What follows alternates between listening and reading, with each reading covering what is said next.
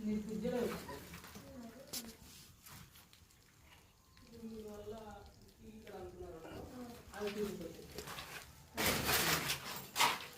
అక్కడ వచ్చేస్తారు ఇంటికి ట్రైనింగ్ కాలే కదా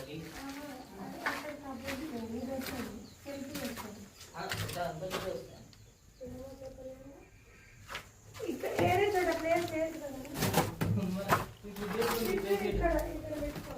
అక్కడ అయితే సరిపోతుంది అక్కడ